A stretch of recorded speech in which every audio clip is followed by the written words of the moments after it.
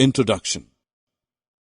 Hello children, let us take up for discussion a topic closely related to our daily life. Your mother prepares poha for you and spices it up with green chilies. And you simply don't like green chilies. What will you do? Obviously, you will carefully pick out every piece of chili before popping some poha into your mouth. A similar exercise is done by your mother when she is preparing to cook food for the family.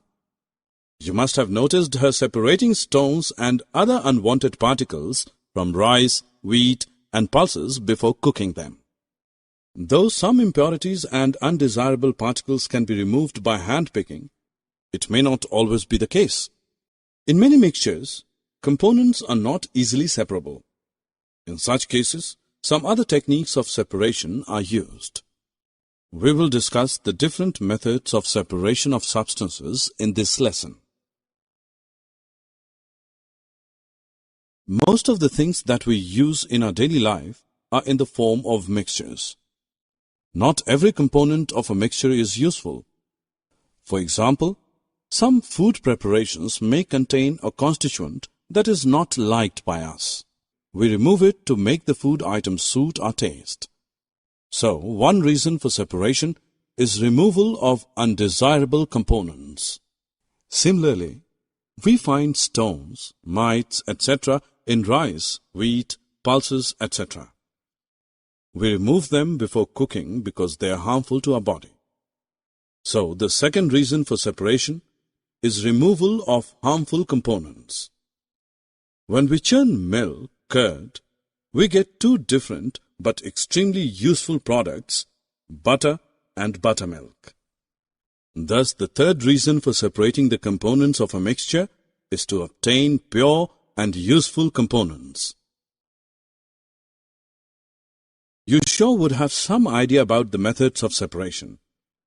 In fact, you would have used some of these methods in your day-to-day life. Let us list some methods commonly used to separate the components of a mixture. Hand picking, churning, threshing, winnowing, sieving. The basis for choosing a method of separation depends upon the physical properties of components. How does your mother separate small pieces of stones and other impurities from wheat, rice, and pulses? Yes, simply by picking them up by hand, one by one. The method of hand picking can be used for separating impurities that are easily visible to the naked eye and are present in small quantity in the form of dirt, husk, and stone. This is butter. Do you know how butter is made?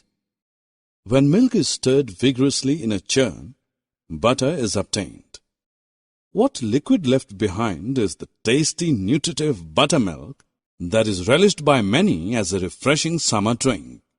Do you see that two useful components emerge from a mixture when this method of separation is employed? You must have seen bundles of wheat or paddy stalks lying in fields after harvest. Have you pondered how a farmer separates the grains from these stalks? Once the wheat or paddy crop is harvested, the farmer ties the stalks together to form bundles. He then leaves the bundles to dry in the sun. Once the stalks are completely dried, the farmer beats them against a hard floor to free the grains. This process of separating grains from stalks is known as threshing. Bullocks, oxen, and machines known as threshers are also used for this purpose.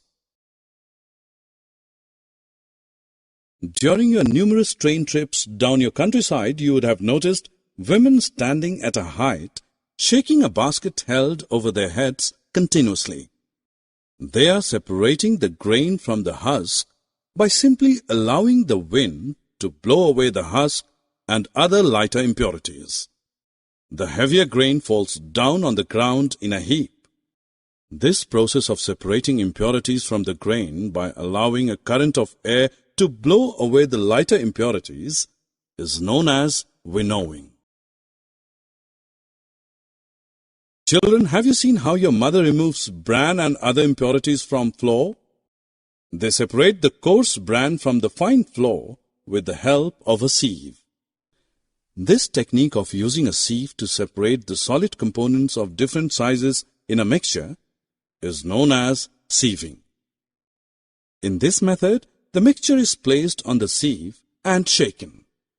The smaller particles pass through the holes of the sieve to the container placed below and are thus separated from the bigger particles that are retained in the sieve. Summary. Let us summarize what we have learned. The separation of the components of a mixture is done to remove undesirable and harmful components and to obtain pure and useful components. Some common methods of separation of the components of a mixture are hand-picking, threshing, winnowing, and sieving. Hand-picking is the method used to separate impurities visible to the naked eye and present in small quantity. Churning refers to the process of agitating or stirring milk or curd to make butter.